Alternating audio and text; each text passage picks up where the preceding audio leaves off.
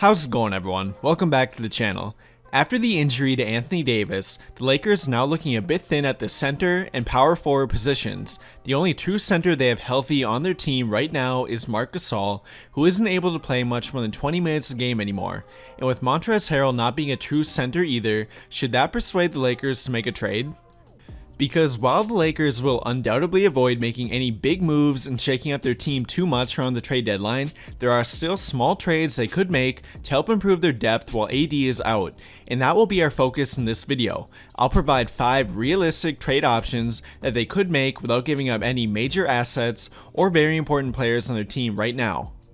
And to clarify, there won't be any trade that includes a first round pick or any of their major trade assets, which are Kyle Kuzma and Talen Horton-Tucker.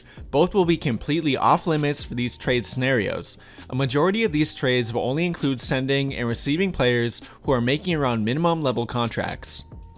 But with all that being said, the first trade we'll look at includes trading Alfonzo McKinnie and a second round pick to Phoenix for Damian Jones. If you watch my most recent trade video for the Lakers, then this trade may look a little bit familiar.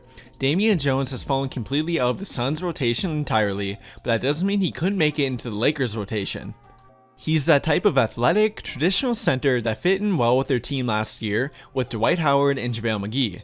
And while I'm not saying that he's on their type of level, he could fill a similar type of role. He's a great lob target and putback type of player who can also protect the rim and get out and run in transition. He won't generate a whole lot of offense, but he's more than capable of filling a rebounding and rim protecting type of role off their bench. And for a Laker team that is completely without a true rim protector right now without AD, he would be a welcoming sight down low for them on defense. He can cover a whole lot of ground down low with his length and athletic ability.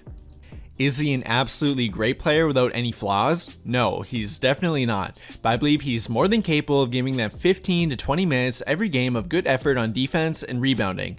And with Phoenix not even playing him anymore, I doubt they'd be too against parting with him. And you know what they say, one man's trash can be another man's treasure. This would definitely be a trade I'd be all for. Moving on though to trade number 2, where we got Alfonzo McKinnie and a second round pick going to the Pelicans for Willy Hernangomez. Again, not a blockbuster trade or anything, but they'd be getting a playable big man in return for a player they aren't even using in Alfonzo McKinnie. And something that Hernangomez could provide them with is a very good rebounding center down low. He hasn't ever gotten to play a lot of minutes per game in any year of his career, but if you look at his per 36-minute average, he grabs over 13 rebounds a game in that regard. He's a very big body down low that gives a lot of effort while rebounding, and while he isn't an elite rim protector, he's a fairly mobile big man, which allows him to cover ground down low and contest shots at the rim. Along with that, he actually has a good touch around the rim and is good in pick and roll too. His main strength is definitely his rebounding ability, but it doesn't hurt to have extra offensive talent. He's not an elite athlete, but he is mobile for a player his size and strength. He will often beat his matchup down the floor even in fast break opportunities. Overall, he's not an exciting player or anything, but again, he's an underrated trade target for a Laker team that could definitely use more help down low. He's been one of the most underrated rebounders in the league the past couple of years, which that alone would give them a lot of help while Anthony Davis isn't on the court for them. But now moving on to trade number 3, where we got Alfonzo McKinnie and 2 future second round picks going to Chicago for Daniel Gafford. Gafford, much like Damian Jones, is a young, athletic big man who has recently fallen out of his team's rotation. Even while healthy, he's only played a total of 7 minutes in their team's past couple of games. And although the Bulls have a lot of injuries right now, they really do have too many big men on their team anyway, with all of Wendell Carter Jr., Lauri Markkanen, Cristiano Felicio, Luke Cornett, and Gafford, which would likely allow them to feel okay with trading one of them for basically a couple of second round picks and a little extra wing help with McKinnie.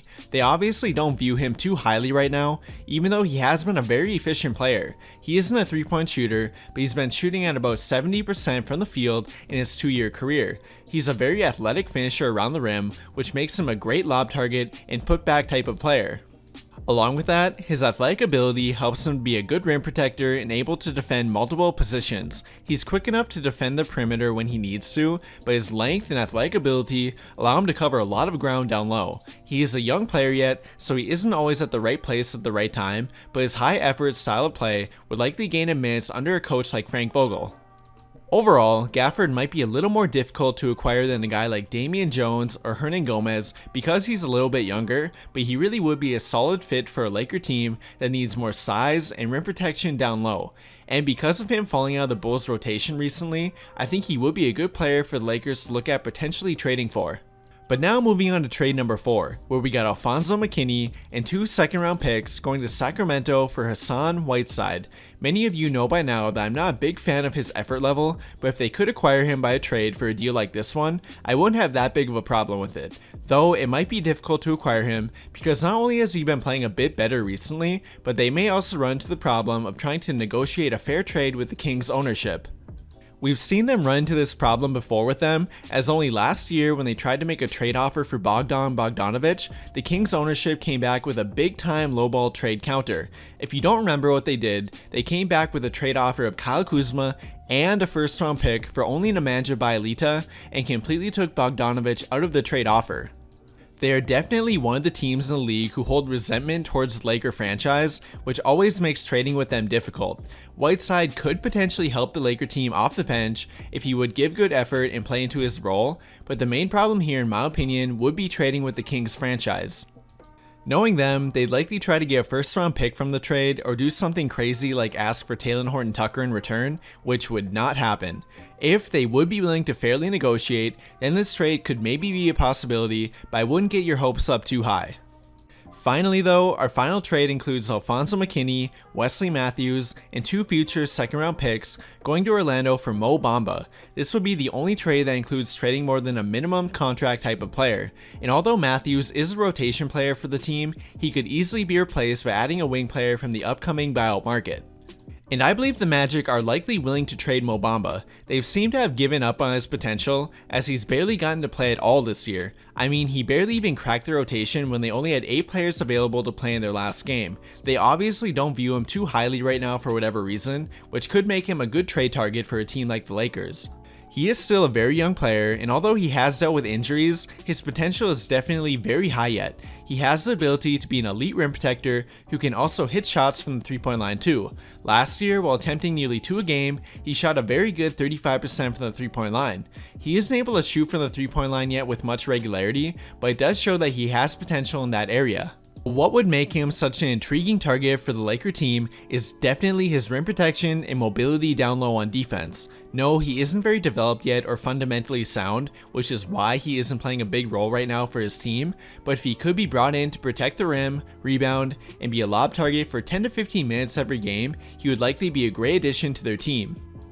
Along with that, he could actually be a long-term fit for them too. He's only 22 years old and could be a long-term fit at center next to Anthony Davis. He would have the opportunity to take his time and develop on their team while not being expected to do that much early in his career. He could be a cheap option for them going forward to keep a true rim protecting center on their team. It may seem like they're giving up a bit much right now for him in this trade, but in the long run, if he could stay healthy and give them a little bit of production right now, he would be a great buy low trade option for them.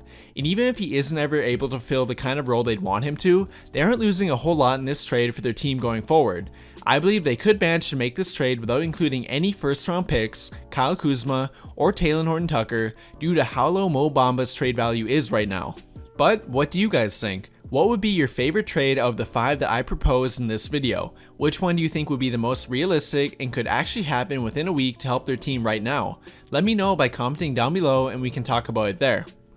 That'll do it for this video though. Thank you to everyone who took the time to watch until the end of the video. I really hope you enjoyed it, and if you did, please remember to drop a like and subscribe to the channel if you haven't already, and turn on notifications to get notified right away when I drop a video. But as always, thank you for watching and have a great day.